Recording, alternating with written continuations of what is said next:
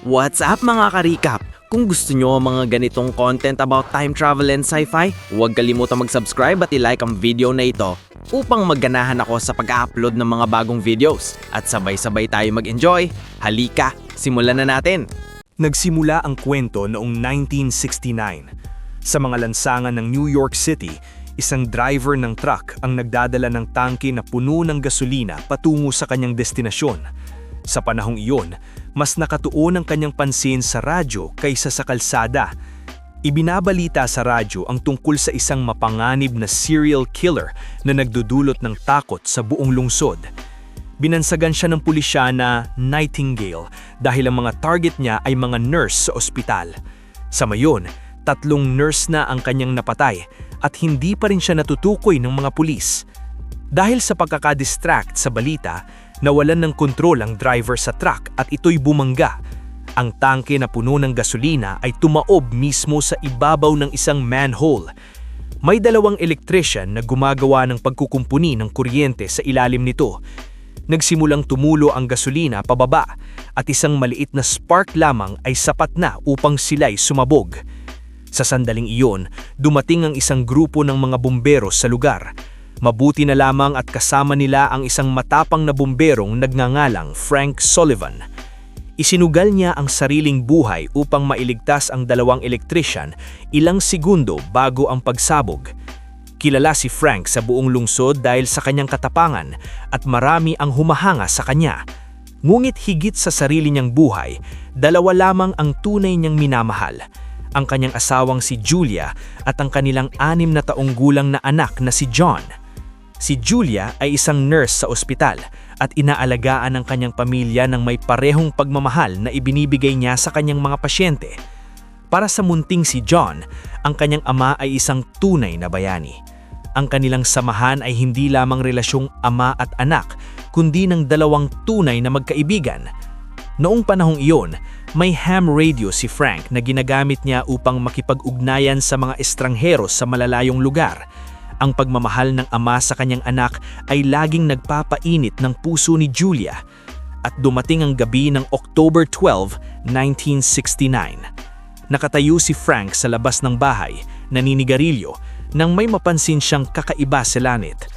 Isang maganda at bihirang tanawin, ang Aurora Borealis o Northern Lights. Ito ay makukulay at maliwanag na ilaw na karaniwang nakikita lamang malapit sa North Pole. Ngunit sa gabing iyon, ang kakaibang penomenong ito ay umabot hanggang sa mga lungsod tulad ng New York City na lubhang hindi pangkaraniwan.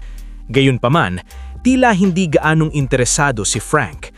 Gaya ng nakasanayan, umupo siya sa harap ng kanyang ham radio, umaasang makahuli ng signal mula sa malayong lugar. Dito nagsimulang magbago ang takbo ng kwento at lumundag ito ng 30 taon sa hinaharap. Noong October 12, 1999, ang munting si John ay isa ng 36 years old na detektibe ng pulisya. Mahusay siya sa paghuli ng mga kriminal, ngunit tila hindi umuunas ang kanyang sariling buhay. Iniwan siya ng kanyang kasintahan dahil hindi pa rin siya nakaka-recover sa trauma ng kanyang nakaraan. October 12, 1969, ang araw na namatay sa kanyang ama, si Frank. 6 na taong gulang pa lamang si John noon. Pumunta si Frank upang apulahin ang isang napakalaking sunog sa Buxton Warehouse sa Brooklyn. Ngunit ang sunog na katawan na lamang ang naibalik sa kanya. Sa araw na iyon, hindi lamang ama ang nawala kay John, kundi pati ang kanyang sandigan at pag-asa sa buhay. Kahit makalipas 36 taon, sariwa pa rin ang sugat sa kanyang puso. Puno pa rin ng alaala ng kanyang ama ang kanyang tahanan, mga lumang litrato, tropeyo sa baseball at ang parehong mesa na kung saan dating nakikipag-ugnayan si Frank sa mundo gamit ang kanyang ham radio. October 12, 1999, anibersaryo ng pagkamatay ni Frank. Sa isang kakaibang pagkakataon, muling nakita sa langit ang parehong aurora tulad ng 36 taon na ang nakaraan at tila nagiging mas madali na ang penomenong ito. Pagkatapos daluhin ng kanyang ina na si Julia, umuwi si John at nakita niyang nagbisita ang kanyang kabataang kaibigan na si Gordo sama ang kanyang anak. Habang naglalaro, natuklasan ng anak ni Gordo ang lumang ham radio ni Frank. Nang makita ito, labis na naantig si John. Makalipas ilang sandali, umuwi na sina Gordo at ang kanyang anak. Naiwang nakabukas ang radyo habang nanunood si John ng TV. Bigla siyang narinig na boses sa radyo. CQ-15, CQ-15, may nakikinig ba? May sumasagot ba? Lumapit si John sa microphone at sumagot. Hello, tumatawag ako sa Queens, New York. Ang pangalan ko ay John. Sino ang nagsasalita? Sumagot ang boses sa kabilang linya. Pare, akala ko kaya ng ham radio na umabot hanggang China at Japan, pero nasa sarili ko lang palang lungsod ka. By the way, John, kung taga Queens ka, siguradong nanunood ka ng 1969 New York City Baseball Series. Anong team ang sinusuportahan mo? Nagulat si John at sinabing, nagbibiro ka ba? Bakit ako manunood ng laro na 30 years na ang nakaraan? Sandaling natahimik ang himpapawid. Pagkatapos, may narinig si John na kakaiba. Tinawag ng lalaki sa radyo ang kanyang anak na Little Chief. Nanlamig si John. Ganyan mismo ang tawag sa kanya ng kanyang ama noong bata pa siya. Tinanong ni John, ano nga ulit ang pangalan mo? Sumagot ang boses, Frank Sullivan. Namutla si John. Inisip niya baka may si Gordo lang na nagbibiro gamit ang pangalan ng kanyang ama. Sinabi niya, Gordo, napakababaw ng biro mo. Baka mabugbog pa kita bukas. Pero sumagot ang boses, Gordo, yung anak ng kapitbahay? Mukha ba akong bata? Sinasabi ko sa iyo, ako si Frank Sullivan. Ngayon, sabihin mo ng malinaw, sino ka? Nainis si John at sinabing, tigilan mo na yan. Frank Sullivan ang pangalan ng tatay ko. Namatay siya 30 years ago. Ako ang kanyang anak, si John Sullivan, nagsasalita mula sa bahay namin sa Queens, New York. Pagrinig nito, natigilan ang lalaki sa kabilang linya. Lumabas ang kanyang muka at nakakagulat ang tanawin. Siya nga si Frank, nagsasalita mula sa kabilang side, mula 30 years na nakaraan. Nangyayari ang lahat ng ito dahil sa isang malangitang phenomenon, isang tunay na himala. Sa magkaibang oras ng parehong araw, parehong nakita ni John at Frank ang aurora sa langit. Tila nagbukas ang aurora borealis ng isang nakatagong dimensyon na nagbigay daan upang makapaglakbay ang signal ng radyo pabalik 30 years. Pareho silang hindi makapaniwala sa kanilang nangyayari. Sa gitna ng pagkakataranta, na aksidenteng nalaglag ni Frank ang kanyang sigarilyo sa mesa. Tumama ito sa madaling magliyab na bagay at nagsimulang masunog ang kahoy na ibabaw. Agad niya itong naapula. Samantala, makalipas 30 years, nakaupo si John sa parehong mesa ng parehong radyo. Biglang lumitaw ang eksaktong parehong marka ng pagkasunog sa kanyang mesa. Nabutla si John. Doon niya na-realize na tunay nga siyang kausap ang kanyang ama. Sinabi niya, nasunog mo ang mesa, hindi ba? Nakikita ko. Sinunog mo ang mesa. Pagrinig nito, parang gumuho ang mundo ni Frank. Parang may nagmamasid sa kanya o naglalaro sa kanyang isip. Sumigaw siya sa radyo. Kung sino man kayo, lumayo kayo sa pamilya ko. Kung hindi, babaliin ko ang mga buto nyo. Sumagot si John, pero para magawa mo yan, kailangan mong mabuhay, Dad. Mamamatay ka. Sa umaga ng October 12, 1969, magkakaroon ng sunog sa Buxton Warehouse. Pupunta ka doon para apulahin yon at mamamatay ka. Anong kalokohan yan? October 12 na ngayon, hating gabi na. Sinasabi mong mamamatay ako bukas ng umaga? Sumagot si John, makinig ka ng malinaw sa akin. Kapag pupunta ka sa sunog, huwag mong dadalin ang bintanang labasan. Doon ka sa kabilang daan. Naintindihan mo? Sa kabilang daan ka lumabas. Ngunit pinatay ni Frank ang radyo. Iniisip pa rin niyang may nagtatangkang lokohin siya. Kinabukasan ng umaga, habang nasa istasyon si Frank, nakatanggap siya ng balita na talagang nasusunog ang Buxton Warehouse. Nabigla siya. Ngayon, nagsimula siyang maniwala sa mga sinabi ni John, kahit kaunti. Mabilis silang rumisponde ng kanyang team. Matindi ang apoy. May isang babaeng tumatakbo at umiiyak, sumisigaw na naiiwan pa raw ang kanyang anak sa itaas ng gusali. Sandaling natigilan si Frank, tinanaan siya lang takot.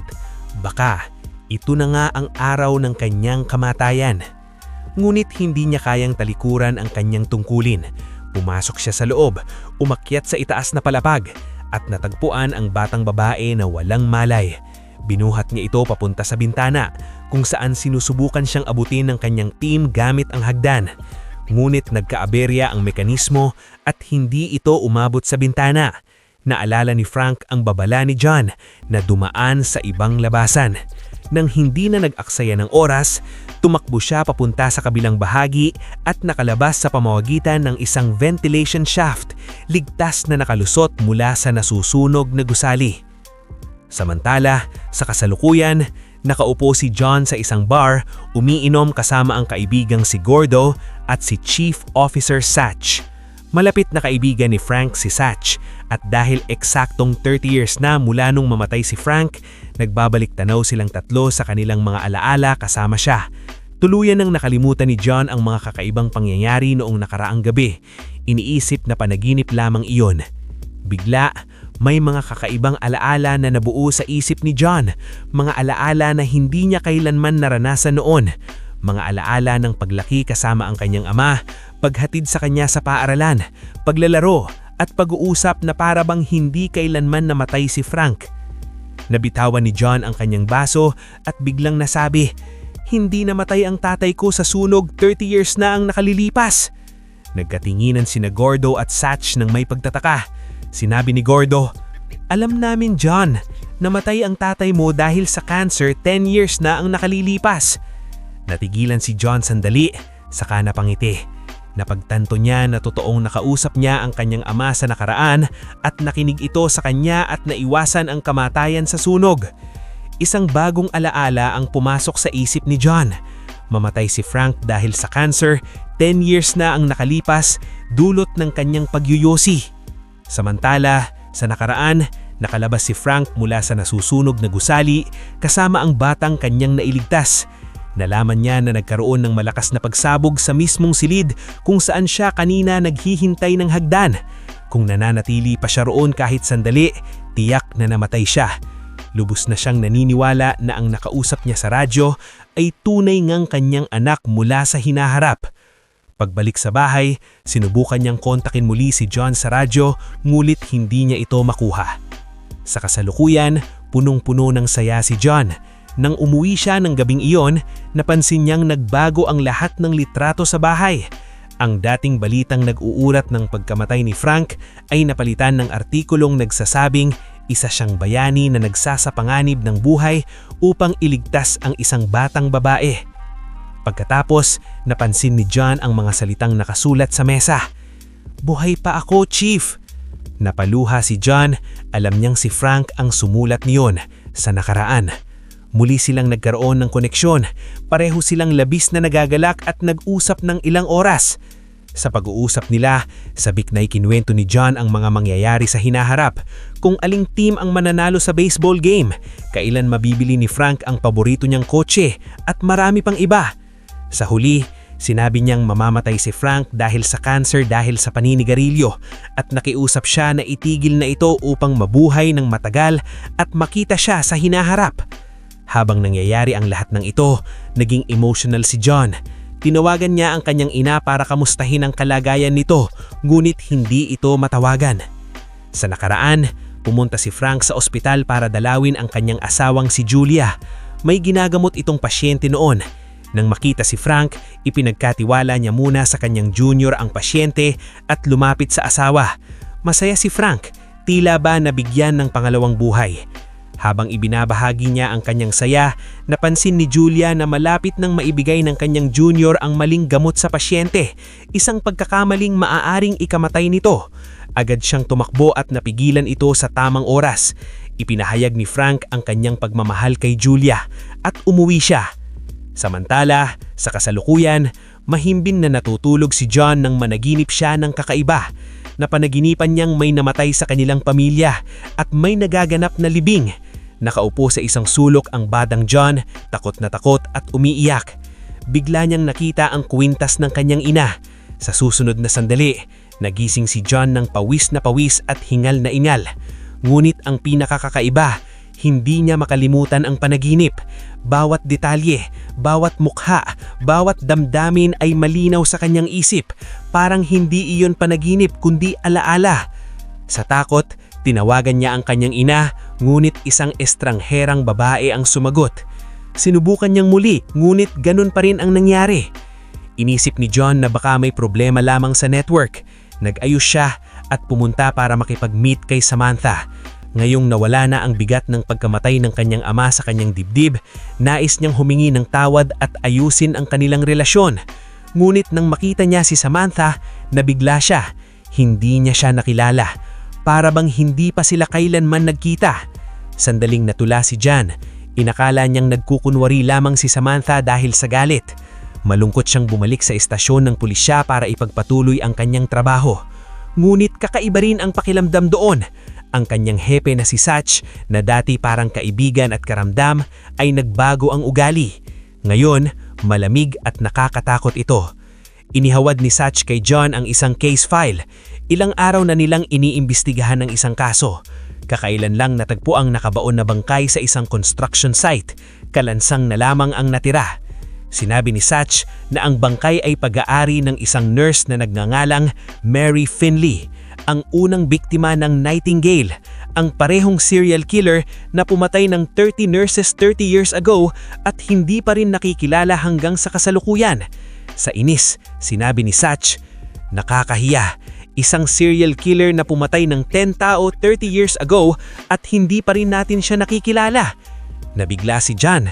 Ayon sa kanyang nakakaalam, 3 nurses lamang ang pinatay ni Nightingale bago ito maglaho. Gulit nang tignan niya ang murder file, tila bang gumuhol ang mundo sa kanyang mga paa. Kasama sa listahan ng mga biktima, ang kanyang ina na si Julia. Nawalan ng laman ang isip ni John. Agad siyang umuwi sa bahay at nakita niyang nawala si Julia sa mga litrato ng pamilya. Sa sandaling iyon, napagtanto niya ang nakakatakot na katotohanan. Ang mga pagbabago niya sa nakaraan upang iligtas ang kanyang ama ay nagbago rin ang kasalukuyan. Agad niyang kinontak si Frank sa nakaraan at sinabi na ang pagbabago ng kasaysayan ay nagdulot ng malaking kaguluhan sa kasalukuyan. Sinabi niyang pinatay ni Nightingale ang kanyang ina. Nang marinig ito, nabigla si Frank. "Anong sinasabi mo, John? Kailan at paano nangyari iyon?" Sumagot si John, "Dad, sa gabing October 22, malamang ay isang linggo lang mula sa panahon mo, pero hindi ko maintindihan kung paano nangyari. Dad, may ginawa ka bang ngayon na hindi mo planong gawin?" Nag-isip sandali si Frank. "Oo, gahapon pagkatapos kong makaligtas sa kamatayan, pumunta ako sa ospital para dalawin ang nanay mo." Napagtanto ni John na may nangyari sa ospital na naging dahilan ng pagkamatay ng kanyang ina sa hinaharap. Sinabi ni Frank, "John, huwag kang mag-alala. Kung siguradong papatayin ni Nightingale si Julia, dadalhin ko siya sa malayong lugar, sa lugar na hindi maaabot kahit ang anino ni Nightingale." Ngulit hindi sumang-ayon si John. "Dad, baka mailigtas natin si Mom sa ganoong paraan, pero isipin mo, 2 babae ang pinatay niya bago si Mom at 4 pang inosente pagkatapos niya, at lahat ng ito ay nangyari dahil sa atin. Hahayaan ba nating mamatay sila? Sa tingin ko hindi. Kahit hindi natin alam kung sino si Nightingale, ay alam ko kung sino ang susunod niyang papatayin. Mapipigilan natin sila." Sinabi ni Frank, "Pero paano dyan?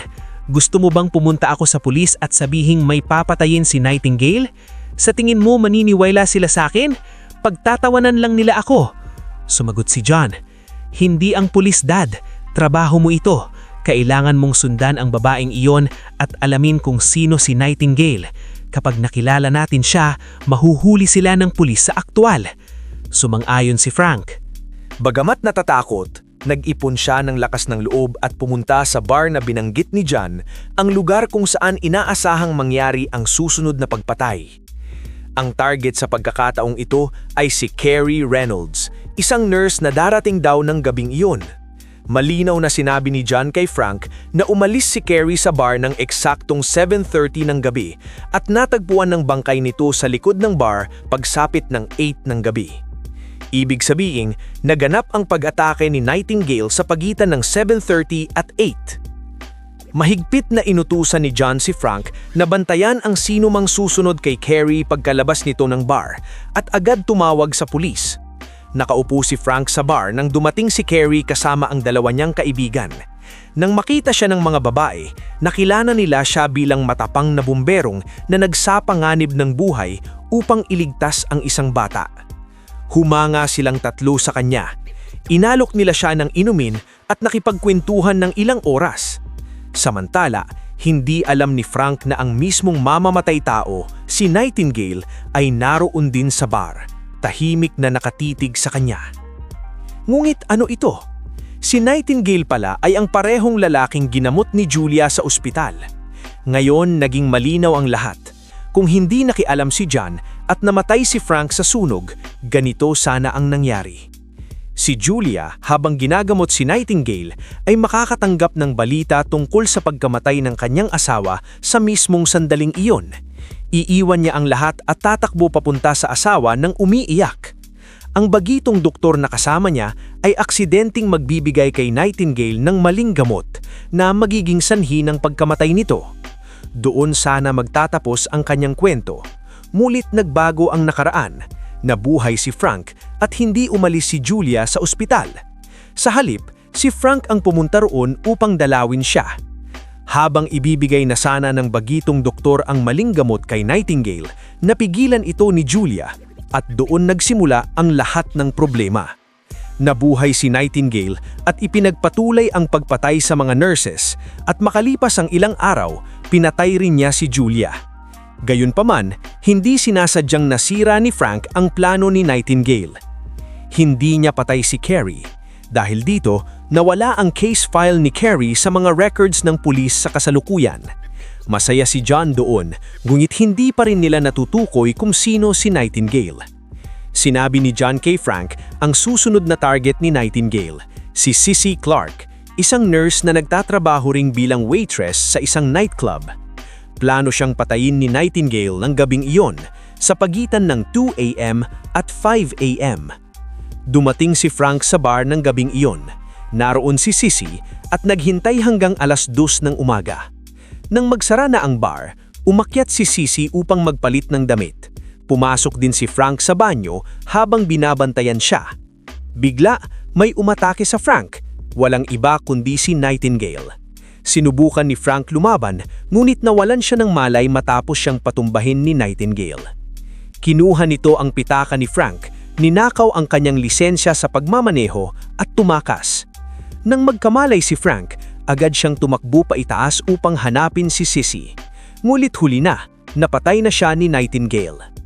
Takot na takot sinubukan ni Frank tumawag sa radyo kay John na nabigusang iligtas si Sissy at ninakaw pa ni Nightingale ang kanyang lisensya. Mas lalo pang lumala ang sitwasyon nila. Hindi pa rin nila alam kung sino si Nightingale. Ngunit ngayon, alam na ni Nightingale ang lahat tungkol kay Frank at maaaring maabot nito si Julia at ang munting si John. Lubhang natakot si Frank, ngunit pinalakas siya ng loob ni John. Matapos mag-isip ng sandali, biglang sinabi ni John, "Dad, kung hinahawakan ni Nightingale ang pitaka mo, tiyak na may fingerprint siya roon. Makinig ka ng mabuti sa akin. Itago mo ang pitaka sa isang maligtas na lugar sa loob ng 30 years para walang makakagalaw nito." Sinunod yun ni Frank. Isinilid niya ang pitaka sa isang supot, sinilyuhan ito at maingat na itinago sa isang lumang kahoy na kahon lapit ng bintana ng kanilang bahay. Sa kasalukuyan, binuksan ni John ang parehong kahon makalipas ang 30 years at naroon pa rin ang pitaka. Maayos na itinago. Masiglang sinabi ni John kay Frank sa radyo, "Dad, huwag kang mag-alala. Hawak na natin si Nightingale." Agad dinala ni John ang pitaka sa istasyon ng pulis at ipinakuha ang mga fingerprints. Nakagugulat ang resulta. Hindi basta kung sino si Nightingale. Isa pala siyang retiradong pulis na nagngangalang Jack Shepherd. Natagpuan ni John si Jack, buhay pa at namumuhay ng marangal. Itinatago ang kanyang madilim na nakaraan. Kinausap niya ito at sinubukang alamin ang lahat tungkol kay Nightingale sa kanilang pag-uusap.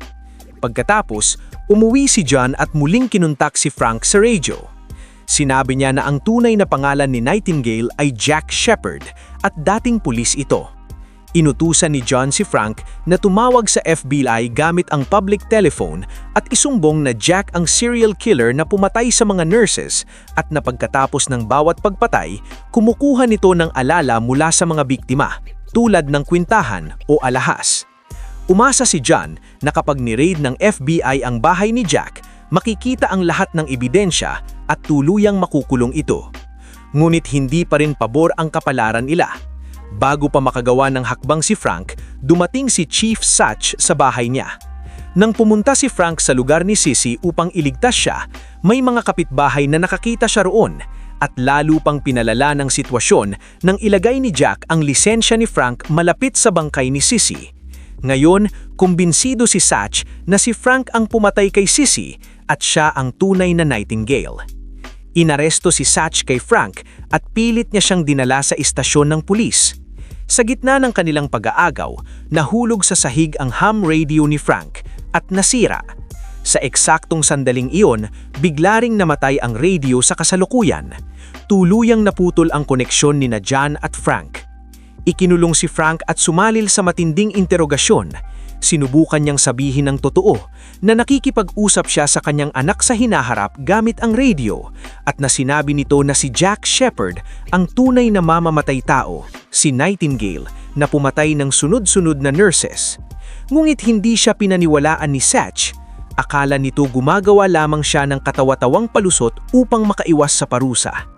Sinubukan pang kumbinsihin ni Frank si Satch ng pagsasabi ng resulta ng isang baseball game, impormasyon na ibinigay na sa kanya ni John. Ngunit sawa na si Satch at ayaw na nitong makinig. Sa sandaling iyon, dumating si Julia sa istasyon upang makita si Frank, ngunit hindi siya pinayagan ni Satch. Sa halip, dinala niya ito sa isang kalapit na cafe upang sabihan na ang kanyang asawa ay serial killer. Samantala, nakakulong si Frank nang dumating si Jack Shepherd. Gamit ang kanyang atoridad bilang pulis, nakapasok siya walang hadlang at tinutukan ng baril si Frank. Papasalangin na siya roon. Ngunit may isa pang pulis na pumasok sa rume. Inagot ni Jack ang kanyang intensyon, nagpanggap na maayos na pulis at umalis kasama ang kasama.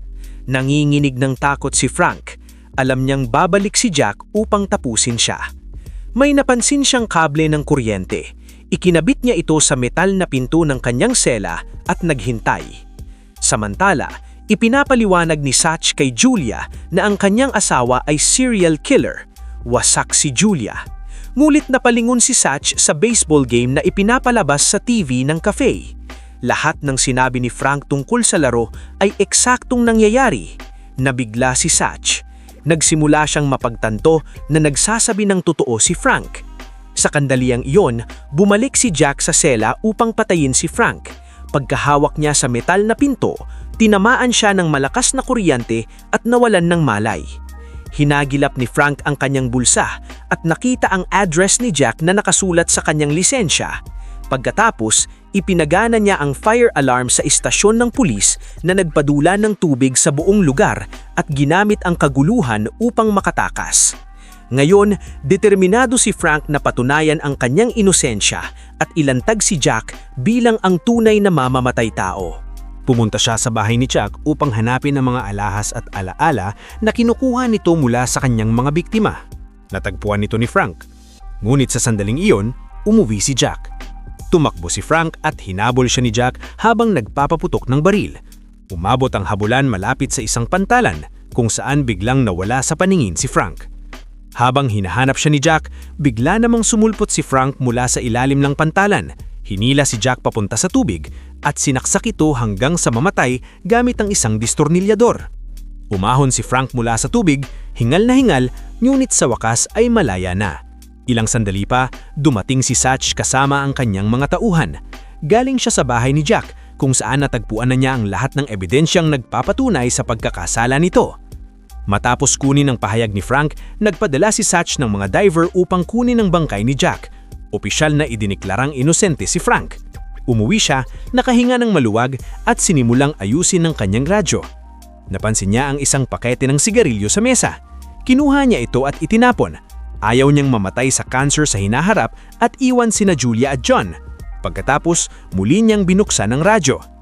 Naibalik ang koneksyon nila ni John. Sinabi ni Frank sa kanyang anak na maayos na ang lahat, patay na si Jack Shepherd. Ngunit may napansin si John na kakaiba. Walang nagbago sa kasalukuyan, wala pa rin ang kanyang ina sa litrato ng pamilya. Habang sinasabi niya ito kay Frank, bigla siyang sinuntok ng malakas at bumagsak sa sahig. Ang sumuntok sa kanya ay ang kasalukuyang si Jack. Ibig sabihin, hindi namatay si Jack sa nakaraan. Sa parehong sandali sa nakaraan, inatake rin si Frank ni Jack. Pinatumba niya si Frank at dumiretso sa silid ni Julia upang patayin ito. Ngunit biglang pumasok ang batang John sa silid. Nadistract si Jack sa boses ng bata kaya nakalapit si Julia at kinalmot ang mukha nito. Sa parehong sandali, lumitaw ang parehong galos sa mukha ng kasalukuyang si Jack. Sinuntok ni Jack si Julia hanggang mawalan ito ng malay at sinunggaban ng batang Johnson balak itong dalhim. Pagbaba niya sa hagdan, nakita niya si Frank na nakatutok ang baril sa kanya. Itinulak ni Jack ang batang John sa harap niya at sinabi, "Ibaba mo ang baril, Frank, o babaliwin ko ang laig niya." Dahan-dahang ibinaba ng sandata ni Frank. Sa nakaraan, inilagay ni Jack sa panganib ang buhay ni na Frank, Julia at ng batang John, at sa kasalukuyan nakatutok ang baril niya sa ulo ni John. Isang putok lamang at mabubura ang pag-iiral ni John. Sa sandaling iyon, inatake ni Julia si Jack mula sa likuran sa nakaraan. Mabilis na inagaw ni Frank ang baril, itinulak ni Julia si Jack at sinugod si Frank. Ngunit bago pa siya makalapit, pumutok si Frank. Nadurog ang kamay ni Jack. At sa eksaktong sandaling iyon, nagsimulang maglaho ang kamay ng kasalukuyang si Jack. Dahil sa nakaraan, nawala na ang kamay na iyon habang sinusubukan niyang tumakas. Sa wakas, ligtas na sina Frank, Julia at ang batang John. Pagkatapos ng sandaling iyon, nagsimulang mangyari ang malalaking pagbabago sa kasalukuyan. Nagbago ang bahay ni John, ang mga pader at ang mga litrato. Ngunit hindi pa tuluyang tapos ang panganib. May baril pa rin sa kabilang kamay ang kasalukuyang si Jack. Itinutok niya ito kay John at handa nang pumutok nang may naunang pumutok. Tuluyan nang nawala si Jack Shepherd. Ang bumaril sa kanya ay walang iba kundi ang ama ni John, si Frank. Oo, buhay si Frank at buhay din si Julia. Ang pagmamahal at pananampalataya ng isang anak sa kanyang ama ang nagpatupad ng imposible. Maging ang panahon mismo ay tila sumuko. Sa wakas, nabawi ni John ang kanyang pamilya. Ang hinaharap ay nagsisimulang magsulat ng panibagong kwento. Ang kasintahan ni John na si Samantha ay bumalik sa kanyang buhay, naraan na barang bagong simula. Kalaunan, nagpakasal sila at nagkaroon ng isang magandang anak na lalaki. Doon nagtatapos ang pelikula sa isang napakagandang sandali. Mga kaibigan, kung nagustuhan nyo ang kwentong ito at nadala kayo sa daloy ng storya, sana ay mag-subscribe kayo para suportahan kami, para patuloy kaming makapaghatid ng mas marami pang kwento tulad nito. Salamat sa panunod! Sana nag-enjoy kayo mga ka-recap. Anong masasabi nyo sa movie natin ngayon? Mag-iwan ng komento sa baba. At huwag kalimutang mag-subscribe sa ating channel para sa mga new updates at uploads. Kita-kits sa susunod na kwento. Salamat at mag-iingat tayong lahat!